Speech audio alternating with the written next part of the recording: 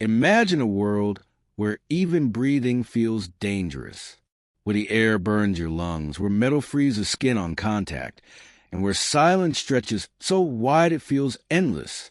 A place where darkness can last for months in the sun, when it finally returns, barely rises above the horizon. This is not a land meant for comfort. This is not a land meant for mercy. And yet, across this frozen emptiness, a massive white figure moves calmly, as if the cold itself were nothing more than background noise. The polar bear, not rushing, not hunting constantly, not wasting a single movement, just existing, exactly where it belongs.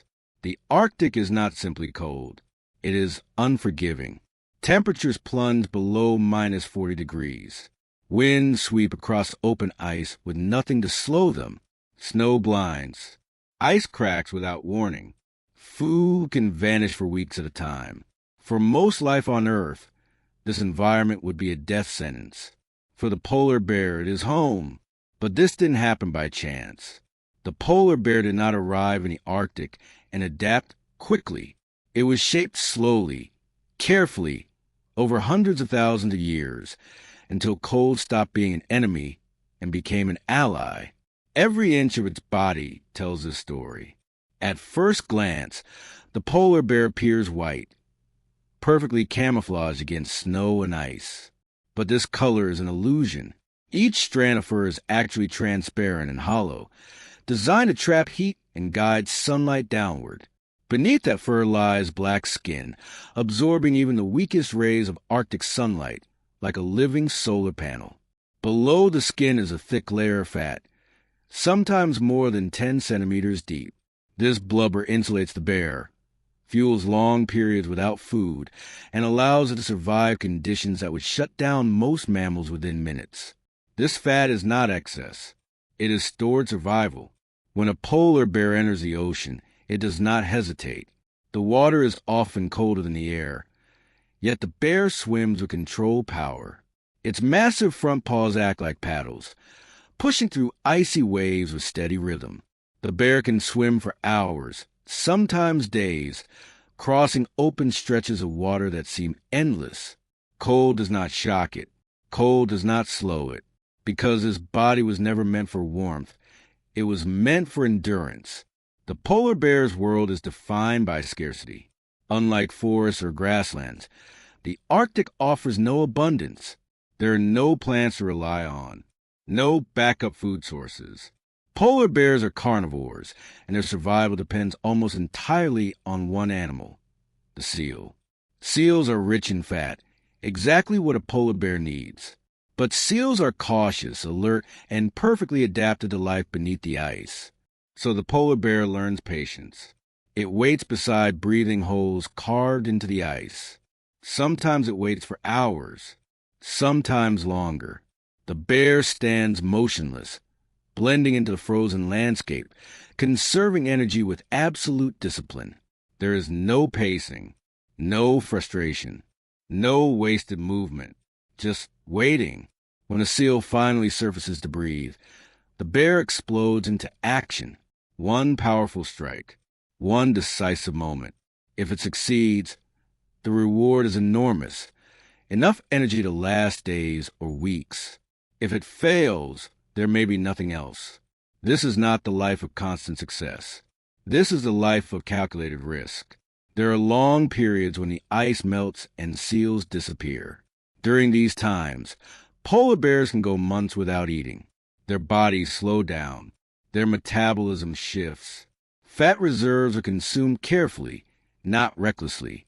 A starving bear does not thrash or panic. It endures. Females carry an even heavier burden. When pregnant, a female polar bear leaves the sea ice and travels inland, sometimes for dozens of kilometers, searching for deep snowdrifts.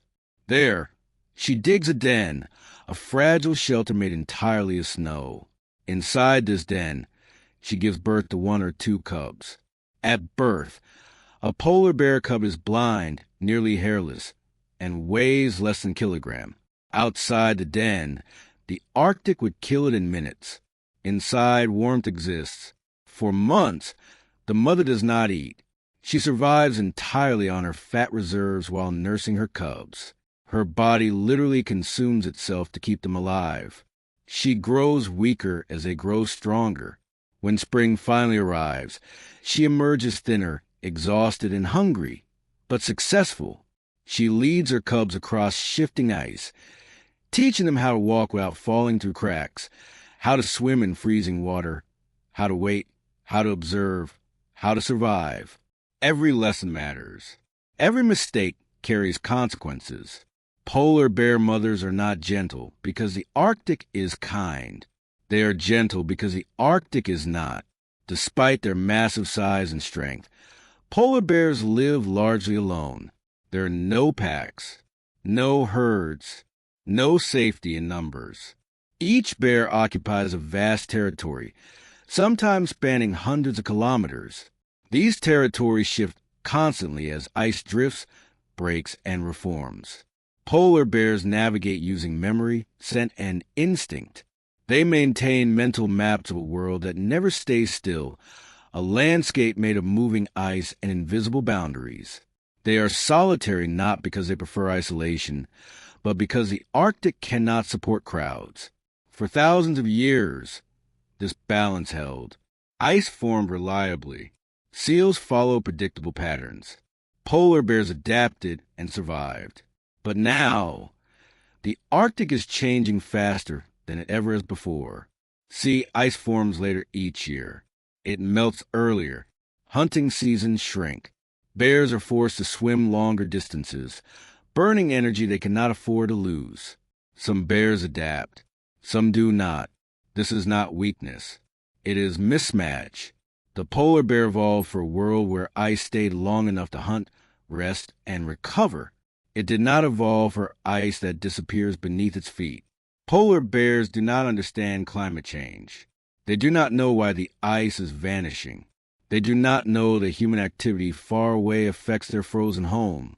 They simply continue doing what they have always done. Waiting, walking, enduring. Watching a polar bear move across the Arctic feels like watching time itself walk. There is no urgency in its steps, no panic in its posture, only quiet resilience. The polar bear does not dominate the Arctic. It belongs to it. And as long as ice remains somewhere at the edge of the world, a massive white figure will continue moving through frozen silence, carrying millions of years of evolution in every step. Not loud, not dramatic, not asking for recognition, just enduring,